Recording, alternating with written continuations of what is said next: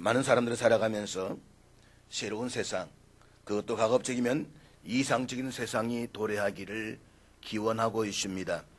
아마 인류 역사에서 가장 간절한 어떤 염원이 있다면 그것은 참으로 이상적인 세상, 소위 유토피아가 이루어지기를 열망해온 것입니다. 이 유토피아라는 단어는 사람이 만든 단어 가운데 가장 역설적인 단어가 아닐까 그런 생각을 해봅니다. 일반적으로 유토피아라는 단어는 이상향이라는 단어로 번역이 되지만 본래 이 단어의 어원은 그런 것이 없다라는 뜻을 가지고 있기 때문에 그렇습니다.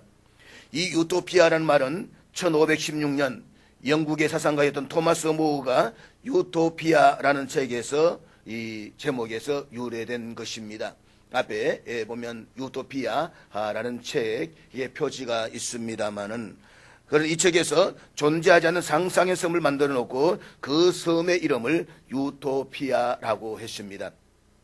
그런데 그리스어인 이 유토피아라는 단어는 없다라는 뜻의 유라는 단어와 장소라는 뜻을 가진 토피아의 어원인 토포스라는 두 개의 단어가 결합된 것으로서 어디에도 없는 장소를 뜻합니다. 그러니까 유토피아는 현실에서는 결코 존재하지 않는 이상적인 사회를 일컫는 말입니다. 아이러니컬 사실은 이 책을 썼던 토마스 모어는 영국의 헨리 8세가 통치하던 시절에 대법관까지 올랐습니다. 헨리 8세는 여성 편력이 가장 심했던 영국의 왕 가운데 한 사람인데 무려 9번이나 부인을 맞이했습니다. 대단한 사람입니다. 그런데 자기가 살고 있는 이 조국의 현실이 그가 기대했던 것처럼 유토피아적으로 진행되지 않으니까 그는 현실을 비판함으로써 반역죄로 체포되고 투옥되어서 마침내 사형 언도를 받고 참수되는 그런 일생을 마치게 됩니다. 여러분, 인간이 그토록 이상향을 열망하면서도 그런 이상향을 실현할 수 없는 이유는 도대체 어디에 있을까요? 이런 물음에 대해서 성경은 매우 단순하고 직설적인 대답을 주고 있습니다. 그것은 바로 인간의 죄 때문에 그렇다는 것입니다. 문제는 우리 안에 있다는 것입니다. 오늘 우리의 바깥에서 전개되고 있는 세상의 모든 시끄러운 문제의 실상은 그 기본적인 원인이 우리 안에 존재하고 있다는 것입니다. 그래서 사도 야고보는 야고보 4장 1절 이하에서 이 사실을 명쾌하게 지적하고 있는데 우리 야고보서 4장 1절 다 같이 읽도록 하겠습니다. 같이 읽습니다. 시작. 그러니까 우리 안에 있는 정욕과 욕심이 모든 문제의 발단이다 라고 하는 것입니다. 그러면 세상에 직면한 문제의 해결을 시도하고자 할 때에 그것을 구조적으로 밖에서만 해결을 시도하는 데는 항상 한계가 있게 마련입니다. 근본적인 인간성은 전혀 변화되지 않은 채 구조적인 변화만으로 사회를 변화시키는 데는 분명한 한계가 있습니다. 중요한 것은 인간의 의식, 인간의 사고방식이 바뀌어져야만 사회 변화가 가능하다라고 하는 것입니다. 따라서 만약에 인간의 죄성 혹은 죄인됨을 겸손히 인정하고 하나님의 도우심으로 우리 안에 있는 죄와 정욕을 잘 다스릴 수만 있다면 우리는 어느 정도 문제들을 해결하고 이상향까지는 아니라고 할지라도 보다 나은 세상, 보다 밝은 세상, 보다 나은 현실을 꿈꿀 수 있을 것이라고 생각이 됩니다. 저는 이것이 바로 성경이 주는 보다 나은 세상에 대한 희망이라고 믿습니다. 오늘 우리 함께 읽었던 부분은 아브라함이 가나안에 정착하는 과정에서 소위 벌셋 지역의 그랄에 통치했던 아비멜렉과 전쟁을 하는 대신에 평화의 조약을 체결하고 땅을 분할받고 정착해 나가는 과정을 보여주고 있습니다. 아브라함은 이 모든 과정에서 하나님이 개입하시고 도와주신 것을 깨닫고 감사하는 마음을 갖습니다. 그래서 자신이 아비멜렉과 더불어서 평화의 조약을 체결했던 그 우물가에 나무를 심고서는 그곳에서 하나님을 경배하며 하나님의 이름을 불렀습니다. 이때 아브라함이 불렀던 하나님의 이름이 엘올람입니다. 엘올람. 여기서 엘은 하나님이라는 뜻이고 올람은 영원을 따는데 엘올람이라는 호칭은 시간을 초월하게 존재하시고 섭리하시는 하나님의 영원성을 나타내는 이름입니다.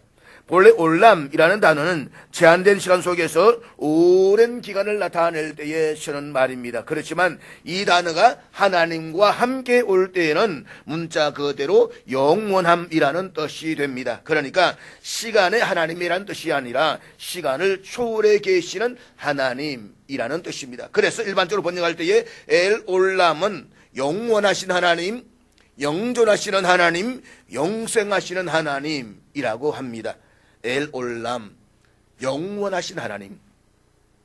오늘 본문의 33절에서 우리는 그 기록을 접하게 됩니다. 본문 33절 말씀 우리 다 같이 읽도록 하겠습니다. 같이 읽습니다. 시작. 아브라함은 부엘세바에 에셀나무를 심고 거기서 영원하신 여호와의 이름을 불렀으며, 여기서 아브라함이 불렀던 영원하신 여호와의 이름이 엘 올람입니다.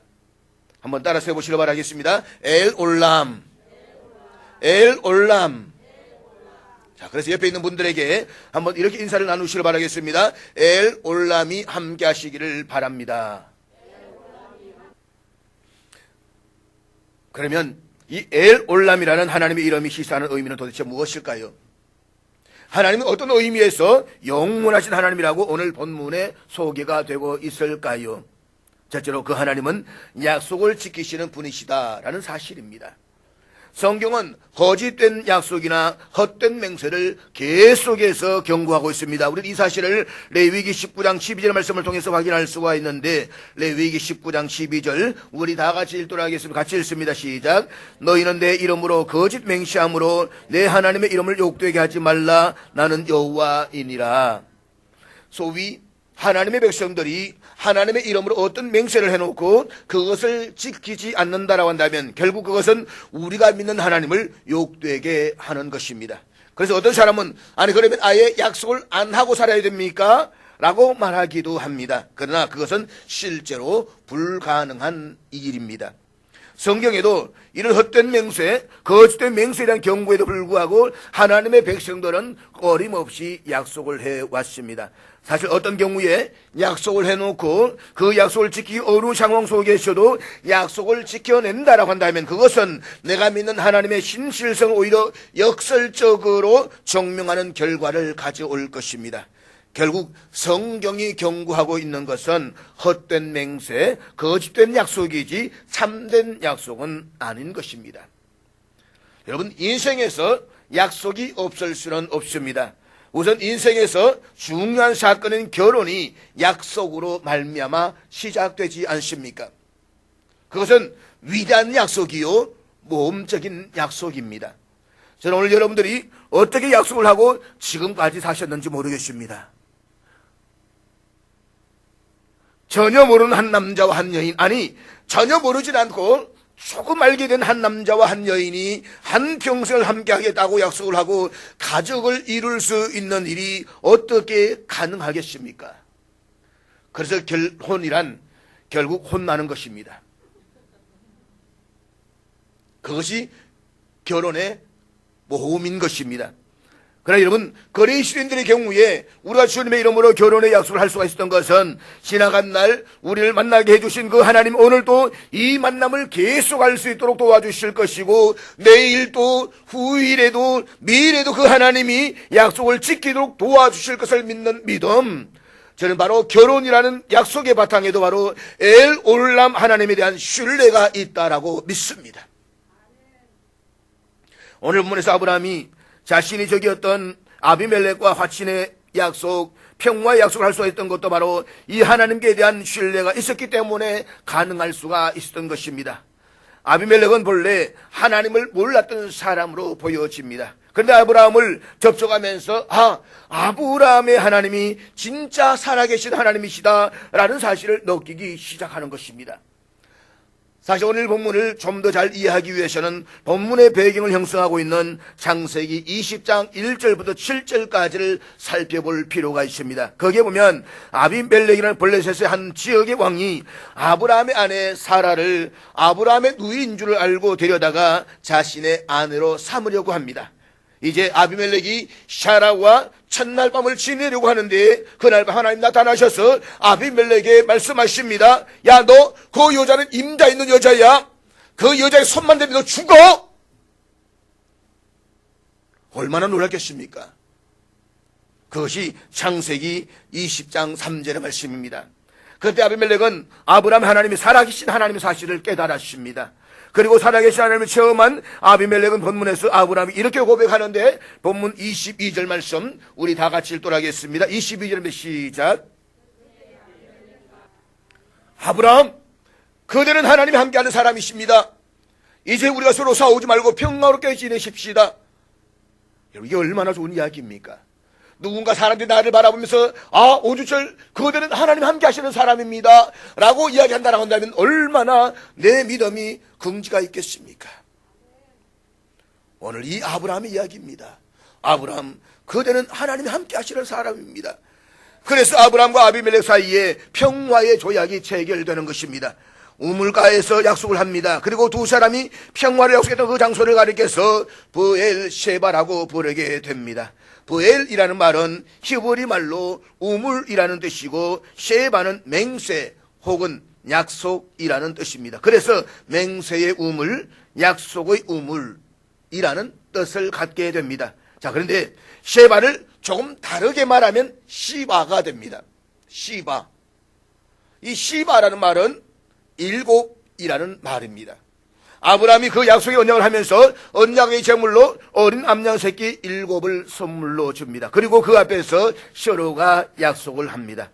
그래서 브엘세바가 7의 우물 혹은 약속의 우물이라는 뜻을 갖게 되는 것입니다. 그리고 이렇게 약속을 해놓고 정말 그 약속을 통해서 평화를 갈구하면서 아브라함은 하나님의 이름을 이렇게 부르게 되는 것입니다. 엘 올람, 영원하신 하나님. 영원하신 엘 올람 하나님을 부름으로써 아브라함은 하나님이 그 약속을 지켜주실 것을 믿은 것입니다. 그렇습니다. 하나님은 약속의 하나님이십니다. 언약의 하나님이십니다. 단순히 약속만 하시고 끝나는 것이 아니라 그 약속에 절대적으로 신실하신 하나님이십니다. 그리고 우리가 갖고 있는 성경책은 약속의 책입니다. 성경은 위대한 언약의 책입니다. 성경에는 우리를 건강하게 하고 행복하게 만드는 온갖 약속의 말씀들로 가득 차 있습니다. 그래서 우리의 믿음의 선배들은 세상에서 우리가 먹을 수 있는 약 가운데 가장 좋은 약은 구약과 신약이라고 했습니다. 성경은 위대한 보약입니다. 그러므로 다른 약을 드시러 가지 마시고 이 보약을 드시기를 바랍니다. 그래서 길선주 목사님이 몸이 안 좋아 힘드실 때에 어떤 친구가 찾아와서 야, 이 사람은 약을 먹어야 되지 않는가? 라고 했을 때 이렇게 말씀하셨습니다. 나는 귀한 보약을 먹고 있다고. 어떤 보약이냐고 나도 소개해달라고. 이 신약 구약이라고. 그랬더니 친구가 에이 사람아! 라고 하고는 가버렸다는 일화까지도 있지 않습니까? 가장 좋은 보약, 신약과 구약. 잠언에 보면 이 성경의 유익함에 대해서 이렇게 말씀하고 있습니다. 잠언 3장 8절. 언제야? 잠언 3장 8절.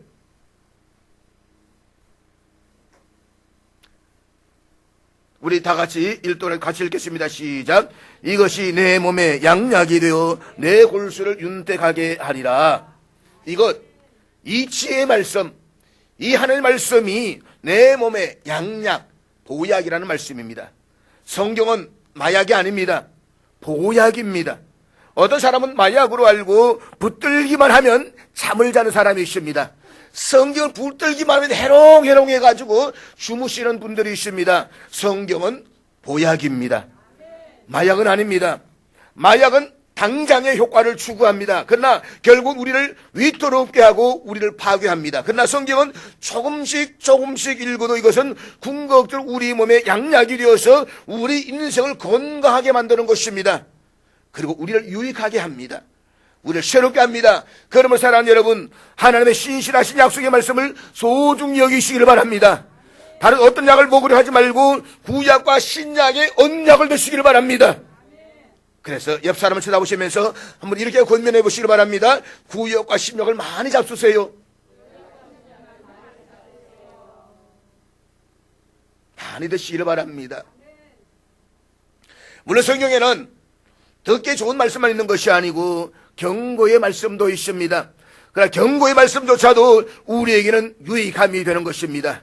사랑하는 여러분, 하나님의 말씀인 거룩한 말씀, 생명의 말씀, 약속의 말씀을 붙들고 인생의 여정을 걸어갈 수 있기를 주의 이름으로 축복합니다. 이 약속의 말씀을 붙드는 사람들에게 엘 올람의 하나님이 함께 하실 줄로 믿습니다.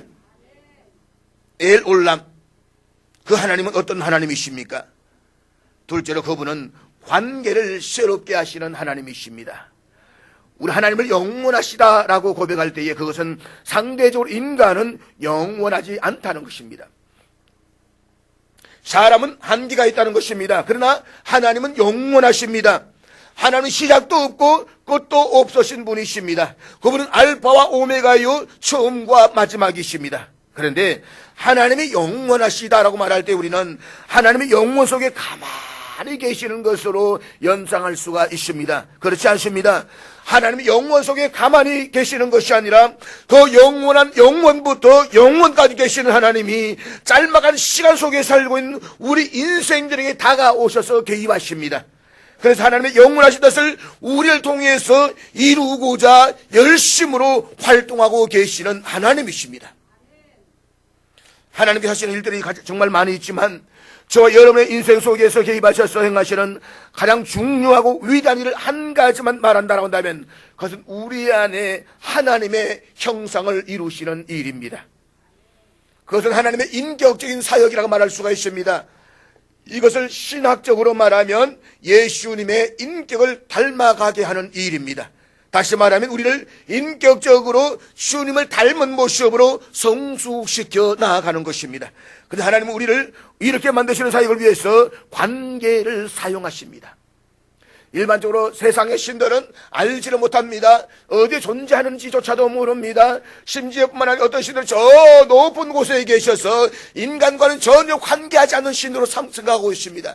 그러나 우리 하나님은 그것이 아닙니다. 우리의 삶 속에 찾아오시고 우리와 함께 하시고 우리와 관계를 만들기를 원하시는 하나님이십니다.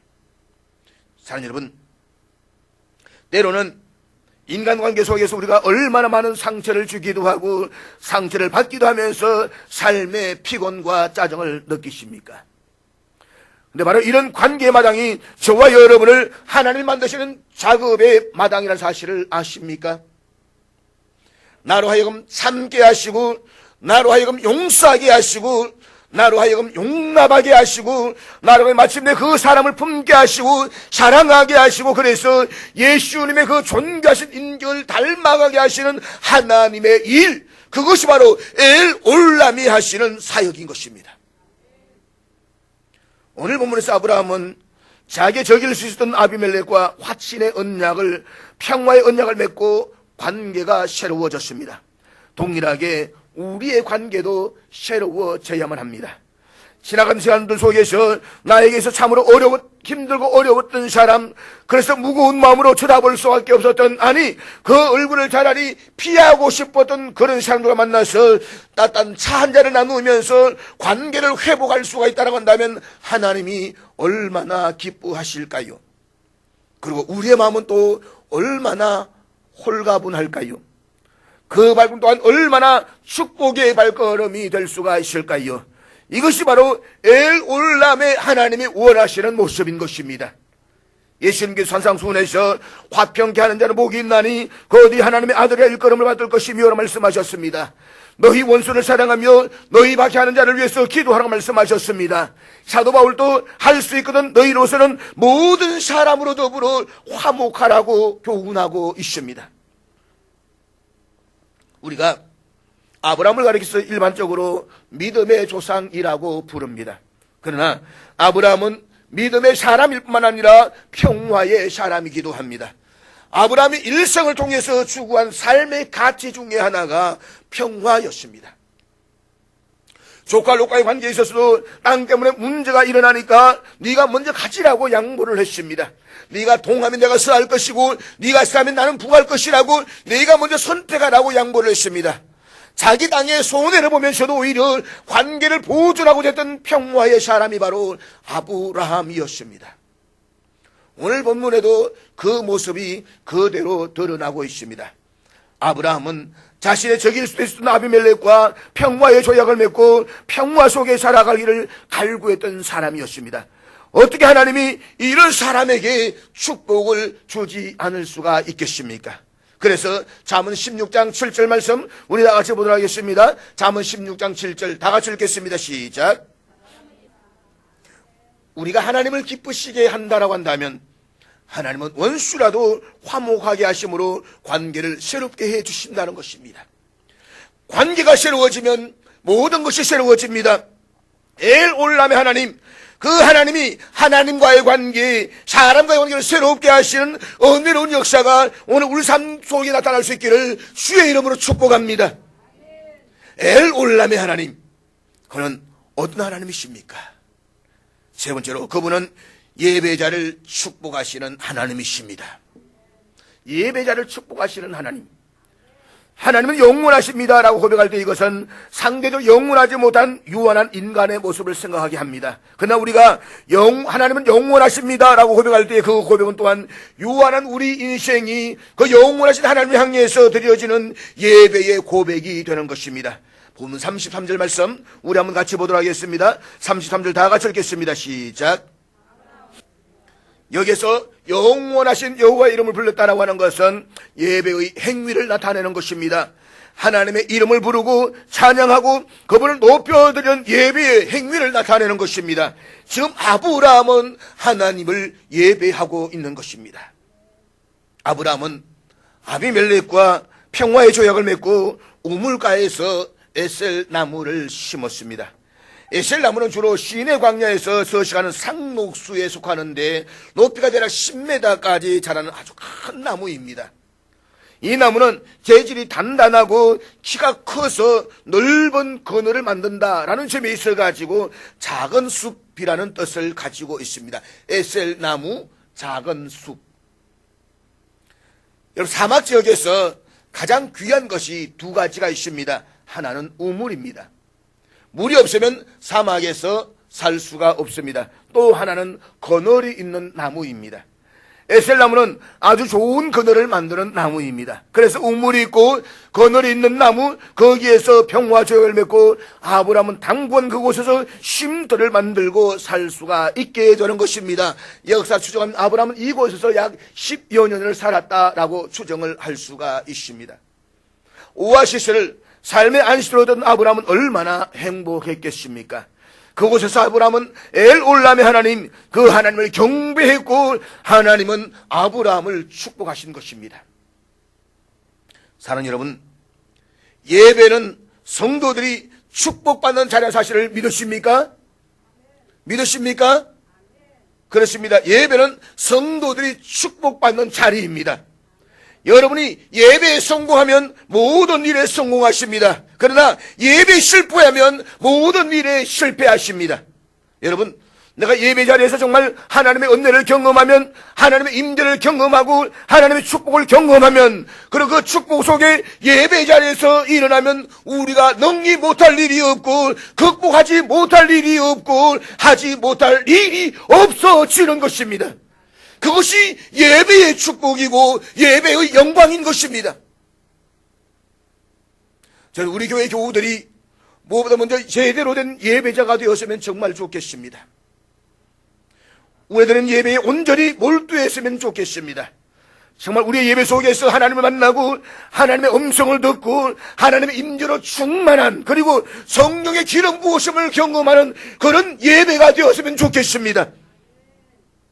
그러면 다른 일들은 쉬워집니다. 즐거워집니다. 예배를 제대로 드리지 못하면 봉사를 하다가도 시험에 빠져들게 되는 것입니다. 이것은 모든 그리스도인들의 보편적인 경험입니다. 그래서 예배 몰두해서 먼저 참된 예배자가 될 줄 알아야만 합니다.